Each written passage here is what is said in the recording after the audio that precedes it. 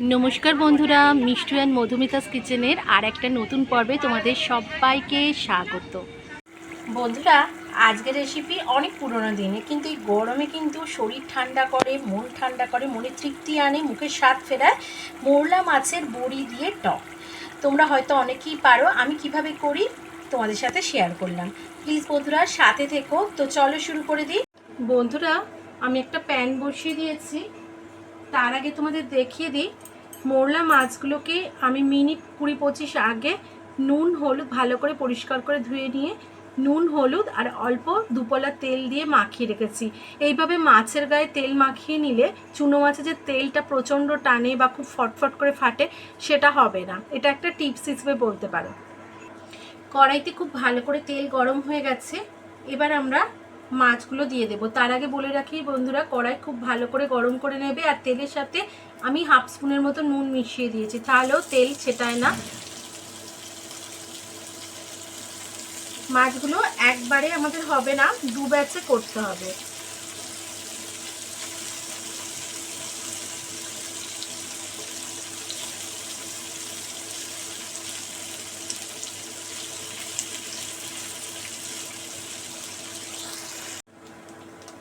মোরলা মাছগুলোকে এরকম লাল লাল করে ওলট পালট করে ভেজে নিয়েছি বন্ধুরা। এই ব্যাচটা তুলে নেবো। এইভাবে বাদবাকি মাছগুলোও ভেজে নেব। একটা প্যানে সরষের তেল দিয়ে দিয়েছি পরিমাণ মতো 1 স্পুন, আর একটা গোটা শুকনো লঙ্কা ফাটিয়ে দিয়েছি, কিন্তু 1 চামচ সর্ষে দিলাম, 1 চামচ বা হাফ স্পুন 5 ফোড়ন। ফোড়ন থেকে মিষ্টি গন্ধ ছাড়লে আর সর্ষে ফাটলে আমরা এবার জল দিয়ে দেব পরিমাণ মতো। পরিমাণ মতো হলুদ, অল্প নুন টেস্টের জন্য।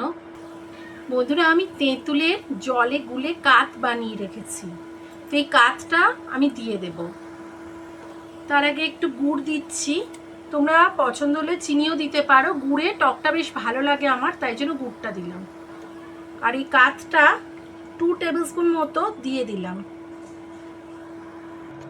টক মিষ্টি যে যেরকম পছন্দ করো দেবে, তবে আমার কিন্তু টক মিষ্টি মানে খুব টকও পছন্দ হয় না, খুব মিষ্টিও পছন্দ হয় না, তাই সেই ব্যালেন্সেই আমি দিলাম। একবার টেস্ট করে দেখে নিতে পারি, এখন দেখে নেব।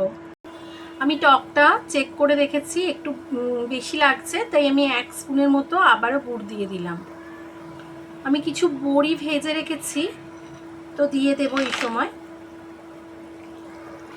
ঝোল গাঢ় হয়ে গেলে এই ভাজা মোরলা মাছগুলো দিয়ে দিলাম, দিয়ে খুব ভালো করে নেড়ে নেব। আর মিনিট খানেক ফুটিয়ে তারপর কিন্তু নামিয়ে নেব। বেশিক্ষণ ফোটাতে হয় না, যেহেতু মাছগুলো খুব ভালো করে ভাজা আছে, আর মাছগুলো একটু মচমচে থাকবে টকের মধ্যে, তাহলে কিন্তু টেস্ট হবে। এই গরমে কিন্তু জাস্ট লাস্ট পাতে ভীষণভাবে জমে যায়। একবার করে দেখো বন্ধুরা, অনেক সাবেকি রান্না, পুরনো দিনের রান্না। কেমন লাগে বলো।